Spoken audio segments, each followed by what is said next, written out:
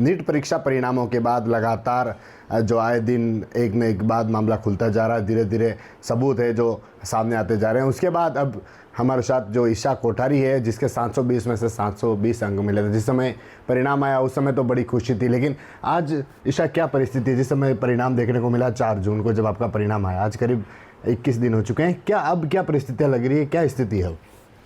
अभी जैसे जो भी रोज़ रोज़ खुलासे हो रहे हैं, तो उससे अभी ऐसा हो रहा है कि घर वाले बार बार बोल रहे हैं कि फिर से पढ़ाई करना शुरू करो, पढ़ लो थोड़ा, वापस से एनसीईआरटी बुक्स पढ़ो।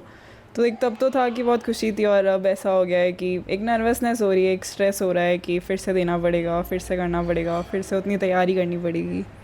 क्या लगता है कहीं न कहीं जो पेपर लीक की बात आ रही है, जिस तरह से सबूत सामने आ रहे हैं, क्या लगता है आपको इस पर?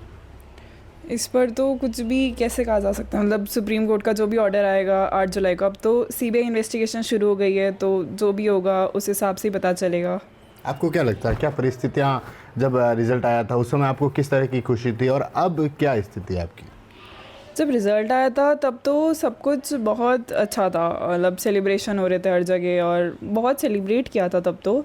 और अभी जैसे मैंने बताया कि घर वाले शुरू हो गए कि पढ़ाई करो और फिर से पेपर देना पड़ सकता है, तो एक तब तो था कि हाँ, अब तो कॉलेज मिल गया है मुझे, मेरी पसंद का जो मैं चाहती थी वो कॉलेज मिल गया है, और अब है कि फिर से पेपर देना पड़ेगा। अब वो एक स्ट्रेस है कि कैसा होगा, क्या होगा, वो सब। इसे अगर फिर से परीक्षा होती है तो फिर क्या रहने वाला है? आपको क्या लगता है फिर से परीक्षा होती है तो जिस तरह से 720 में 720 अंक लाई थी वो फिर से हासिल कर पाएगी आप?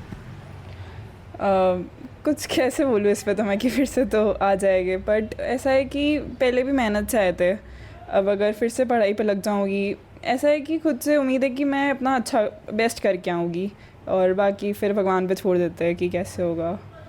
एक साथ इतने स्टूडेंट्स जिनके एग्ज़ाम कराना, क्या लगता है पॉसिबल हो पाएगा? किस तरह के आपके जो एग्ज़ाम होते हैं वो किस तरह हुए थे, और अब क्या लगता है आपको?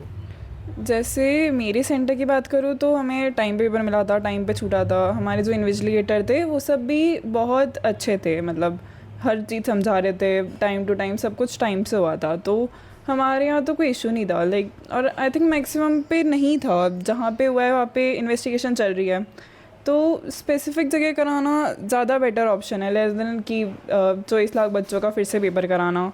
और अगर होता भी है तो भी उसमें हमें टाइम चाहिए, हमें वापस पूरा फॉर्म में आने के लिए हमें टाइम चाहिए, हमें पढ़ना है वापस, फिर से पूरा सिलेबस करना पड़ेगा, फिर से मॉक देने पड़ेंगे, तो उसके लिए हमें भी टाइम चाहिए, और मुश्किल है 24 लाख लोगों का कराना। और एजुकेशन मिनिस्टर ने खुद भी कहा था कि जिन्होंने सही से दिया उनके साथ तो हम खिलवाड़ नहीं होने देंगे, उन्होंने खुद ऐसा बोला है, तो फिर वापस से पूरा रीनीट तो होना मुश्किल ही लग रहा है।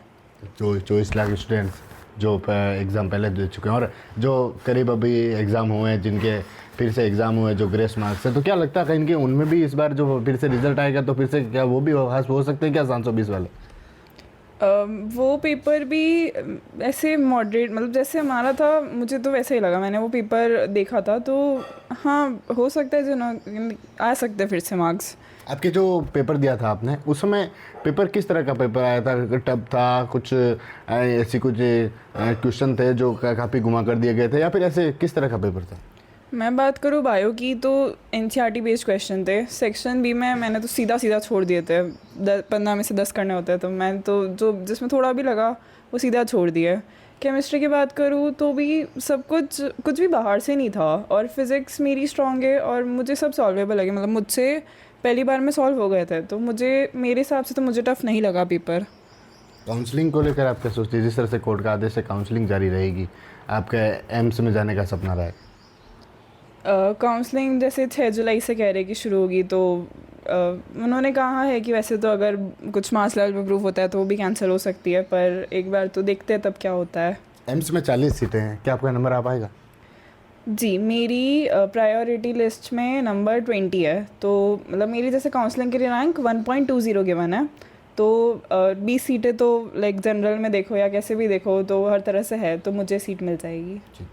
तो ये थी उदयपुर की ईशा कोठारी, जिनके 720 में से 720 अंक मिले। जिस समय परिणाम आया 4 जून को, उस समय देश की सरकार के जो नेता चुने गए थे उनका भी परिणाम आया था। लेकिन जिस तरह से पेपर में जो देखने को मिला, फिर से ऐसे स्टूडेंट्स हैं जो ग्रेस मार्क्स पास थे, उनके री एग्ज़ाम हुए। और अब ईशा का कहना है कि जिस समय से रिजल्ट आया उस समय तो काफ़ी खुश थी, लेकिन अब फिर से जो चर्चाओं के दौर है, जिस तरह से सुप्रीम कोर्ट है, तो कहीं ना कहीं प्रभावित ईशा भी हुई है। TV9 के लिए राजेश डांगी।